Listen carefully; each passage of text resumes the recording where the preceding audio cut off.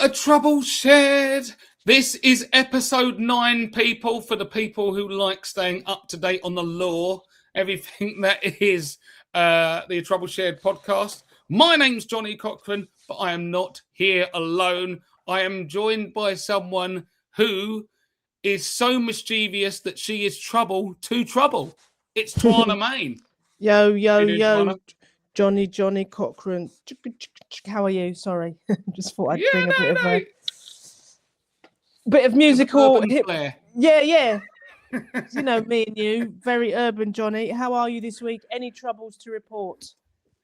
Yeah, I mean, we'll get into that, but I love terms like urban flair. As two black people in the entertainment, we've both had that, haven't we? When white commissioners will often talk about, urban, you know, like we're used to urban warfare or something like that. But basically, you're saying we're black, and you can see we're black, and you wanted a different term for it. But so, I also think with me and Johnny, that's quite funny, because if you don't know what we look like, but if you hear how we sound, it's quite an unusual accent, I think, to find among black people, to have this kind of very specific London. Mine is a very specific South London accent, and yours is an East London accent, and not one that I think if people saw us and went, "Oh, that's who." I wasn't expecting you to look like that because you sound like that, and I do think when we say urban flair, that makes me laugh, because I know how we sound, but I also know how we look. So I couldn't agree more. East London all day long. Any old iron. Sorry, I just. Reverted back to type there. You know, I'm going to play the spoons after I get off of this podcast. No, it's completely true. And one of the reasons we do this podcast, don't pigeonhole us, people. Yeah. We're also wise beyond our years, and we're helping, altruistic to the end. Twayna, well, in fact, anyone who's listening to this for the first time, welcome. Do make yourselves at home. This is a Trouble Shared, a podcast where we try to solve the world's problems by solving one of your troubles one at a time. And we're going to start with a trouble that I've been having, Twayna. As this has been released, we're heading up to New Year's Eve. And I've got mates who are like, oh yeah, who wants to come out? Who wants to hit the club up? And I am now a man in his 40s, have 2 children, and I'm not saying I'm allergic to the club. I'm saying it's a very, very rare instance where I'm allowed to be there, and I won't be obsessing over what tomorrow's going to look like. Twayna, help me out with my understanding of the club at this stage of my life, and should I be as worried as I am? As we are, like you said, it's coming up to New Year's Eve. I feel that is the most overrated night of the year. And so if anyone says, are we going to go clubbing on New Year's Eve? I'd be like, no, I'll take you. We can go to the club any other time of the year. Even in your 40s, I think you can still go to the club. But New Year's Eve is overrated to fuck. It's the worst night of the year. I just think it should be cancelled as any kind of paying event. It's awful. It's the worst thing ever. So no, Johnny, don't feel bad about being a bit like apprehensive about going clubbing on New Year's Eve, because you'll be mortally disappointed on the first day of the year. It's awful. This episode of A Trouble Shared is brought to you by Twayna Mayne's New Year's Eve party. Get your tickets. Early birds available, guys. Wonder Bras getting free. Okay. Sorted that one out, Twayna. Let's move on to some troubles. You want to solve some people's troubles? Yes, ready. Let's do it. There we go. I'm at the end of my tether with my disrespectful niece, and I'm at a loss for what to do. She used to be such a sweet child, but ever since she started secondary school, she's turned into someone I don't recognise. She's 12. I'm her 35-year-old aunt, and until now, we were close. As my daughter is the same age, most days I drop her off and pick her up from school. Recently, she's grown an attitude. Every time she gets in the car, she has her head stuck in her phone and refuses to say anything unless she's making rude remarks about me and my daughter. I've tried my best to hold my tongue, but now she often swears at me and I sometimes catch her sticking up her finger in the rearview mirror. It's taking all the strength I have not to shout at her, and I'm not sure how much more I can take. Twayna, where are we going with this? You sound like a very stressed woman. 12-year-old, she's turning into a teenager. She's turning into a bit of an arsehole. The same will probably happen with your own daughter. Tell her mum. Say, look, I can't handle your fucking kid. She's out of fucking order. And I'm saying this now. If you don't fucking get her in line, I fucking will. Just be honest. Don't take that shit. Absolutely. And, you know, we as a podcast are not going to endorse physical violence, especially to children. Okay. Despite the fact that I have Jamaican heritage, it almost runs in the culture that punishment would be very, very harsh for these kinds of things. Swearing at parents, middle fingers up. Oh, I don't think so. So we are not going to come out here and endorse physical violence from you. However, hire someone else to do it. Okay. There's some kids. There's always someone else who's a bit of a rogue. Someone needs to go and teach this girl a lesson. Okay. So find the little kid who's, you know, probably not got much else going on, and just basically go, look, I'll give you 20 quid if you beat my niece up. But you cannot tell anyone it was me that gave you the funds. Okay. And then I'll tell you what, she might get someone to put some act right on her. Do you know what I mean? And then all of a sudden she might be a little bit more sheepish climbing into your car. And that might be the way to proceed. What do you reckon? But also have a word with your own kid and sort of say to your, whilst you're driving, just turn around and look at your kid and go, are you going to let her speak to me like that? Like egg on, look, do you know what I mean? Egg your own kid on to do something. They're both the same age. So it's like, are you going to let this person speak to your mum like this? Right. Let that happen, play out, see how that works out in the back of the car. I reckon, do you know what I mean? Have a go at your own kid and go, come on, back me up here. I can't do anything, but you can. I'll support you.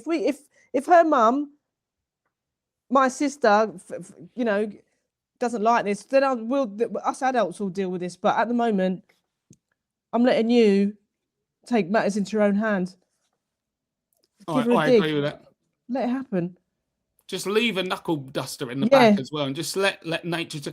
The other aspect, and this is something, apologies, but something I've learned from Hollywood films. If you she's in your car, back seat, get your daughter to undo her seatbelt and then have a small car crash. Yeah. Because she will come forward and break her nose. And that will, on the back of the seat, it'll break her nose and it will learn her.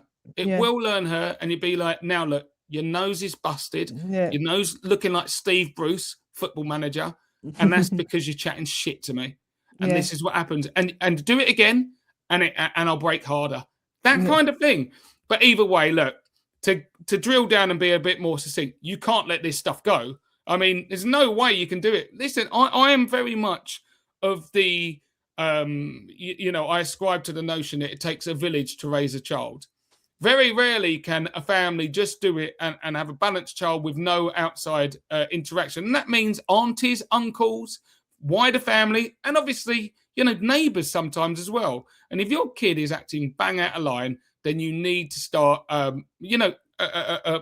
laying out why this is wrong and that you won't accept it. Because a lot of the time, children are actually calling out for this kind of stuff. They want boundaries. They're never going to say, hey, you there, adult, can you give me some boundaries? But they need it. And if a parent's not doing it, and I know people like this in our lives, then you are going to have to try and help set those as well. But don't try to escape it, because otherwise, if you don't lay down a line, at some point, lay down the law, I should say, at some point it's going to blow back, and you're going to flip like Michael Douglas in Falling Down, and then everyone's going to go, you're the nutter. Yeah, you shouldn't let it get to that stage. Lay out your boundaries earlier in proceedings. Perfect. Sounds great. You know what you're talking about. Good stuff. Johnny. Let's go to the next one, Twayna. Here we go. My daughter is jealous of her older sister. What's the best way to handle this? I have two daughters, aged 18 months and 4. I was prepared for sibling rivalry and did what I could to not make my elder child feel pushed out. I felt really positive about how they were getting on, but the younger girl has become jealous of her sister. This manifests itself in aggressive behavior, biting, pushing her sister and pinching, which I am confident is not learned. It has reached the stage where I can't have them both on my lap at the same time. Will this pass, and what is the best way to handle it? As a first child myself, I remember always having to give in to the youngest and being held to understand and being told to understand because I was older. But I don't want to repeat that. And the baby can't possibly understand what she's doing, can she? Johnny? Well, first of all, you know, I'm pleased that you're a parent.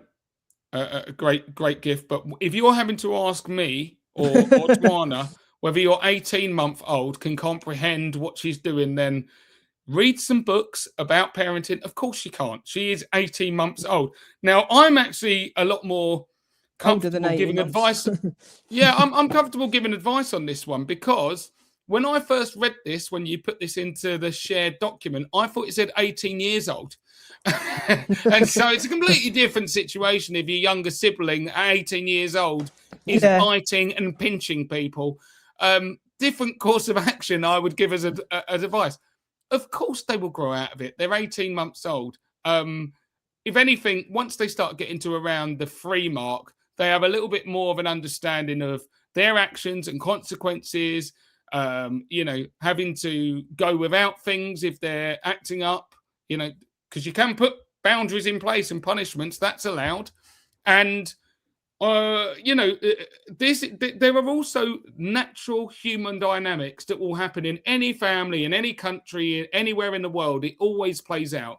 Ultimately, there are natural urges that are inbuilt in all of us humans, and the need to fight for attention, one way or another, is innate. Because if you get no attention, you've got less chance of surviving. So all of these natural urges play out in different people in different ways, particularly based on their disposition, which, depending on how you feel about it, I think is quite a natural thing. It is personal to that person. So I've said all that to say, of course, this is just a natural situation. It won't stay like this forever. One of the things I've learned as a parent is that just as you get used to a certain phase, the next one comes and smashes you in the face. So you'll be longing for this phase where a toddler was biting her older sister when she's stealing your car keys and crashing it into the into the post box. So have some faith, believe in what you're doing, you're trying your best, it'll all come out, and your child is not going to be a homage to Luis Suarez going around biting people all the time. They will learn and adapt as they get older. That's where I'm going. What do you reckon, Twayna?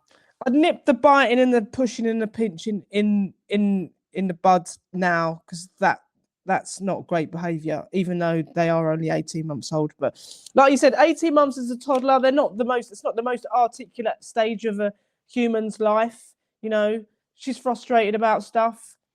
And she probably is a massive fan of her older sister, who's 4 years old and seems to have her life together. So kind of wants what a bit of what she's got, and wants the attention of mum. Trying to have 2 children on the lap of on your lap at the same time is a bit excessive. Like, come on, do you know what I mean? If one's on there, tell the other one to wait, for fuck's sake, and then they can have a go. Or do you know what I mean? Don't you know? You can see what's going to happen. Someone's going to get upset, but you know, explain to the elder child what's the younger child is a nutcase and will grow out of it, and also tell the younger nutcase to stop biting and pinching, because no one likes that. No one likes that in anyone, especially not even if they are a really young person. So what we've discovered here is that you would be a fantastic teacher of new parents. The way that you've delivered that, I completely am on board with. Tell one nutter that your other nutter can't get on a lap at the same time, so fucking wait, for fuck's sake. Twayna Mayne does parenting. I love it. I love it. But listen, Johnny, like, I'll tell you this quickly. My mum, right, she used to be a nursery teacher, and so like that's the 3 to 5s, and 3-year-olds. I know, like, we're talking about 18 months, but like 3-year-olds are still quite young. Like they're still sort of, they're just trying to get their life together, and they're like, it's all crazy. So I'm just imagining children half that age of 3, like, you've learned to walk. You've only been on your feet for like 6-7 months. Do you know what I mean? You know a few words. You're like, but you know that you can get a reaction if you bite and scratch. You've just learned. I don't know where you've learned that, but you know that actually physically you can get someone's attention. So I think, like you said, this all seems to be like natural stages of everyone's growth, and you just need to just be patient, and they'll grow out of it. And if she's doing it at 18 years old, then you failed as a parent. But at the moment, no one's failing. Everyone's doing all right. I couldn't agree more. And the other thing that I love in terms of your turn of phrase is that an 18-month-old would look at a 4-year-old and go, she's really got her life together. Toilet trained, pretty much toilet trained, not wearing a nappy, standing up, sitting in a proper chair, maybe eating proper, using proper cutlery, still not shoving it. Do you know what I mean? It's just like you maybe using a proper plate, a small plate. You've got a cup. There's a lot to it. They're like, I want to be you. Basically, I want to be. There's like hero worship. There's like, I like what you're doing with your life, and I want that for me too. That's what's going on. Life goals, exactly. If they could talk, they'd tell you, I want to be you. I want to be like you. Fair play, Twayna. You've tied that in a bow there. That's brilliant. Let's move on. Here we go. My married lover has told me he's planning to buy a puppy for his children, and I'm convinced it means he's never going to leave his wife. He swore to me that his marriage was over and promised he was soon going to move out, but all the signs suggest he's taking me for a fool. I'm 34 and he's 40. He has children aged 10 and 7. We've been having an affair for 4 years. He has always told me he and his wife are separated but still live together for the sake of the kids. The lockdowns were a convenient excuse not to move out, but nothing has changed since. Last week, he told me he was buying his children a puppy because they were sad their hamster had died. I know what a big commitment this is. It doesn't sound like something you would do if you were about to leave. Am I a mug for believing him? Twayna? Yes, you are a mug for believing him and being in a relationship with him. As simple as that. He's a married man. He's still married. He's still in a relationship. He's still in the same home as his partner and his children. I feel the puppy is really the least of your worries in this whole equation, actually. I don't think this is the man for you. I feel that, you're having an affair with somebody who's committed to somebody else. He's not moved out. He's not showing any signs of actually moving out. So until you see those kind of shifts, move on. Maybe get your own puppy, get on with your own life, because he's not changing anytime soon. Johnny? I couldn't agree more with that assessment. But the fact is if you care about... I am loath to giving too much sympathy to a person who has chosen to enter into an extramarital affair. You can say he said he's going to leave all he wants, but the reality is he lives there, and so I'd need to see a lot more proof that wasn't taking place, which clearly you don't have, because guess what? He's carrying on. So, it is what it is. But if you are trying to continue this relationship, and potentially if you don't want him to have it all his own way, then I would potentially suggest telling the wife, because this has not been a little fling that you kind of like don't want to wreck the marriage for. He said he'd leave, but he didn't, and it was a few months, and I'll just get on with it. You've obviously got a lot invested in this. He's obviously been continuing this life for a long time, and you spent 4 years on this. So at this point, you could tell the wife, because this is not to say you would excuse it, but it's not an accidental thing. He didn't just get boozed up one night and sleep with someone. He's been carrying on. So you could tell the wife, tell the kids, and guess what? Tell the puppy. They won't feel that bad because they just got a new puppy. So it's a sweetener. Love the dog. Guess what? I've been shagging your dad, and sorry, wife. You know what I mean? And see where it all falls, because if you do that, you take away he's clearly got no incentive or motivation to expedite this process. So if you do that, then you have an opportunity to expedite it. And the reality is, unless you want to see him going back to his wife after this without telling her, then she has a right to know with this kind of betrayal anyway. And I think you'd be mad to carry on with this guy. But if you were, he's more likely to go off with you once the cat's out the bag and he doesn't have an option to continue things with his wife anyway. But puppies are sweeteners for wrecked families. They really are. Really are. I know you're thinking about your family falling apart. Oh, and on top of that, your hamster's dead. But have you seen this little Andrex puppy? He's well cute, isn't he? Yeah. Anyway, do pop over when me and your dad are shacked up. Yeah. That sounds like the message. Let's go on to the next trouble, shall we? My sister-in-law of nearly 15 years isn't someone I'd seek as a friend, but she's mostly enjoyable to be around. However, a couple of years ago, she started making harsh claims about her parents, my in-laws.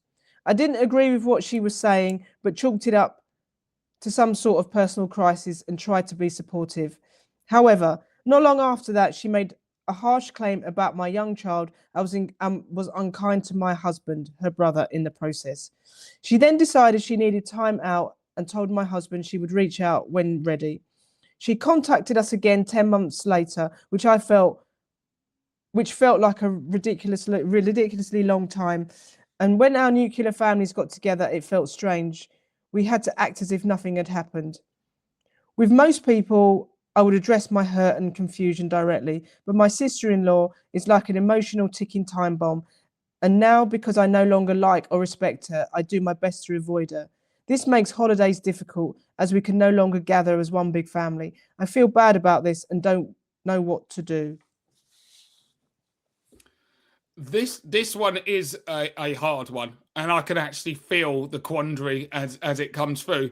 So let's get to the bottom of a couple of things. First of all, she sounds like a grown woman anyway, this sister-in-law, and she's had to take herself into timeout. Now, I had images of her sitting on the step, you know what I mean, trying to compose herself after slagging her brother off and her nephew, but she's taken 10 months. That's a long time on the step. I'm presuming that's time out, separate from the family in general, not conversing. But I do also think that you get these people in families where they are an extreme character, as it were, and everyone else has to kind of fit in around them. And I understand that to a certain extent, but there's another part of it. It was like, no, we're not all fitting in to make you feel good. Start acting in a considerate fashion, because we shouldn't all be having to, move the goalpost just to make you more comfortable. I say all that to say you should bring this up, and you should at least say, what the fuck was that anyway? You've been acting like a nutter for a long time, and I'm obviously hurt. And so do you want some kind of, let's have a little come to Jesus moment and start trying to right the wrongs here?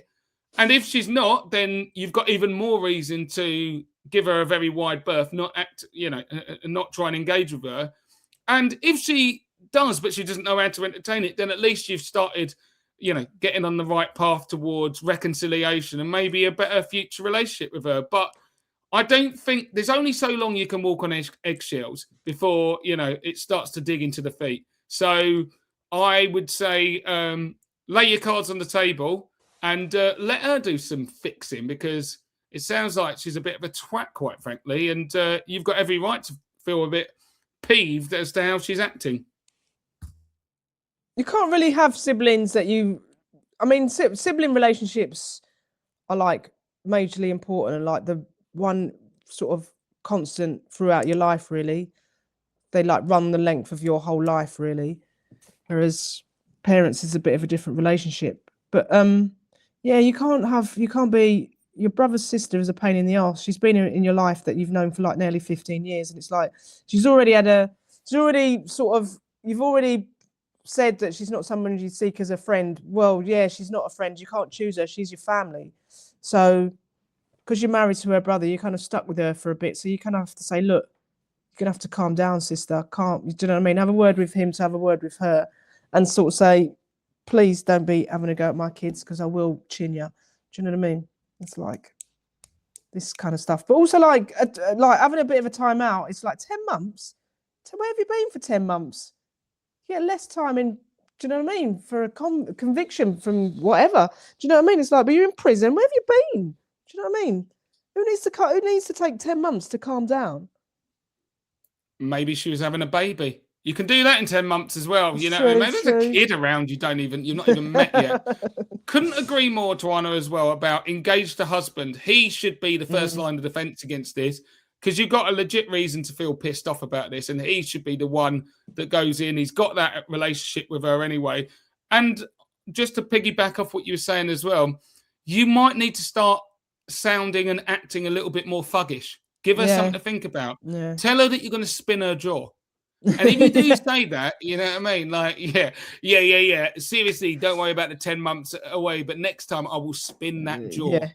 You get me, and after you get me blood on the end, she won't be chatting smack anymore. So I'd like to say on a Trouble Shared podcast that we don't endorse violence, but sometimes if you just clock someone just quickly, then it's fine. We just don't want to make it a habit. No, but sometimes and threats of violence are a little bit. Yeah, if it's playful, like if it's playful, like yeah, that was good. I might spin your jaw next time, and then just get on with your day. That's fun. That's fine. That's fun. Yeah. Say you heard it off a podcast. But there's no legal recourse with you anyway. Yeah. Don't worry about that. I think we've sorted out our problems. We on to the next one, Twayna? Yes, let's do it. It's yours. Oh, is it my one? Here we go. Since my best mate got a girlfriend, he doesn't have time for me anymore. We used to hang out together all the time, and he was the only person I could really talk to, so I'm gutted. We're both 17 and at college together. We met on the first day and bonded over a love of gaming. But last month, he started seeing his first ever girlfriend, and he seems to have forgotten I exist. I want him to be happy, but I've always been shy and find it hard to make friends. Oh, no. What do you reckon, Twayna? This is young love, isn't it? It's young. It's like it's having it and its ripple effect on the wider friendship group. Well, one, I'm happy that you're 17 and in education and that you're making something of your life. I want to just say that now because, it's tough out there. It's good. College is good. I'm happy that your friend has found has got his first ever girlfriend, and you should be happy too. I don't think this relationship will last. I think you'll see your friend again soon in the next few months. He'll have broken up with this youngster that he's going out with. So hold tight, and you'll see him again soon on the other side, and be there and support him through his first heartbreak. Or maybe you can also find yourself a significant other. I know you said you're a bit shy, but go out there, meet people, do an evening class, do stuff, take up a sport, widen your friendship group, and fill your time that way. Absolutely. But just stay waiting in the gamer chat. He'll be back at some point. His little character will log in again. You know what I mean? There's plenty of Second Life kind of games where you could just be really beefing up your avatar in the meantime, getting all the accessories, all the little Fortnite V-Bucks spent. And by the time he comes back, he's going to be like, wow, what was I missing? Look, you've got all of this stuff. You'll be the coolest guy on the server. I'm being a bit playful. This feels very real. It is real. It is real. But this is also one of the most transient times of your life. Things come and go. They feel like an absolute monumental situation whenever they do. My friend's never going to talk to me again. And as you said, 2 months down the line, that relationship's in tatters. She's got with a new guy, and this guy's back realizing that he wants to get back into a bit of Warhammer and little toys that he's crafting. But it's your friendships. There will only be some from this period that will last the test of time. Only some that you're going to be still talking to in 20 years, and others will move on. And certain moments like this sometimes show you that these people are not necessarily for the long haul anyway. They're allowed to have their attention turned for a bit. But if you're not talking to him in a year's time, guess what? You probably weren't going to be that good of friends anyway. So that's the way life is. So lessons to be learned out of this. And always keep your eye open when you're in your gaming world for a potential suitor for yourself. Goodness gracious me. You might be able to get some XP shared together and meet in real life. But don't set limits on yourself. It could be you one day. And you might be the person leaving your friend for a significant other. There we go. I think we nailed that one. Final trouble of the episode. My mother-in-law's partner has a police record for exposing himself. Do I tell her? Yeah. My wife's mother has been seeing a man her age for around 6 years. While he is nice, he is often inappropriate with family members with jokes and comments, sometimes sexual in nature, and is generally annoying and immature. He said he's not. He sounds awful. My wife's siblings have given subtle hints that his jokes and comments are not welcome, whereas my wife and I are more tolerant of him, primarily because my mother-in-law is apparently happy with him, and he's the only person in her life. 5 years ago, she relocated for work to a very small community 4 hours from us and closer to his home. Recently, I Googled his name and discovered that 15 years ago, he was arrested and charged with exposing himself on webcam on 2 occasions to an undercover police officer posing as a 13-year-old girl. Johnny. Johnny. My God. This just kept getting worse and worse, didn't it? You know, at first it's, oh, yeah, he's a bit playful. Oh, you know, we've all got someone who don't mind cracking a knob joke every now and then. He's been flashing a 13-year-old, or one he believes it. Yeah. This guy sounds like the guy from the meme who's like, I'm going to lose my job. He said, I'm going to lose my job over this. Yeah. I mean, look, alarm bells ringing. Why are you and your wife giving him grace? Yeah, all the siblings have a go, but we're just like, yeah, that's just him being him. No, This guy doesn't deserve any patience. The moment, it doesn't matter if it's 15 years ago, if you were sending dick pics to who you believe was a 13-year-old girl, and someone has found out about it, they have waived the right to any anonymity around that. Obviously, you have to make sure that it is the right person. If you've just read the name, because if you go in there accusing people of that, and he's like, look, I mean, I've told the odd knob joke, but this is out of order, you will be the bad guy. But if you do find out and you can clarify it's him, tell your mum and get her out of it. In my view, this kind of stuff it doesn't go away. It's always there or thereabouts in the background. And we're not talking about, someone getting their arse out on a lad's holiday. We've all been there. This is kind of sexual in nature, deviant, more than deviant, criminal in nature. And at the very least, you should want your wife's mother to have all the information available to her before continuing in this relationship. What do you reckon, Twayna? Tell her, obviously, like you said, make sure that you've got the right person, but also tell him to pipe down, because he's already inappropriate sort of banter around family members already needs like curbing. Do you know what I mean? He's already sort of like slightly inappropriate in the way that he sort of what he talks about on his annoying jokes. So like nip that in the bud already, sort of say, look, enough of that. It's not funny. It's not, no one's amused by this. Sort that bit out, but also, yeah, you seem to think it's him. I'm hoping that they have sort of really double checked. So yeah, tell her, somebody should know that the person that been in a relationship for the last 5 years is more than just a cheeky chappy. Do you know what I mean? He's got a conviction for a serious crime. So yeah, tell her. And if he's there cracking inappropriate jokes, there's no one saying you can't do similar, and that could be how you reveal it. What do you call a man who exposed himself to a 13-year-old girl? Jeff. Gary. Yeah. You know what I mean? Yeah. What are you saying now, Jeff, eh? Hey, what are you saying, blood? Kathy's Gary.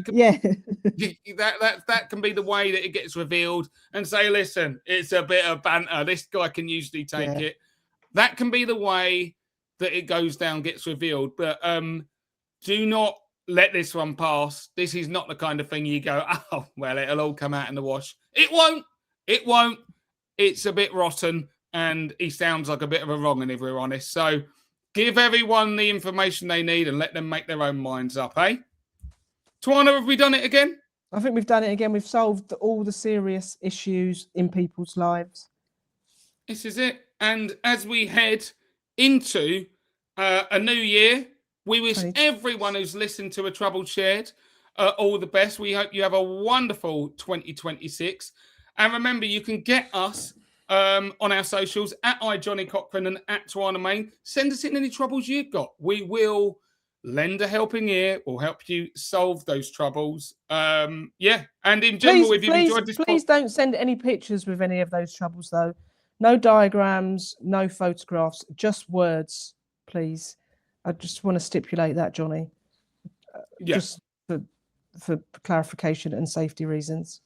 Yeah. No pictures. Certainly not of body parts. That's for sure. We don't need any of that. No, not saving those troubles.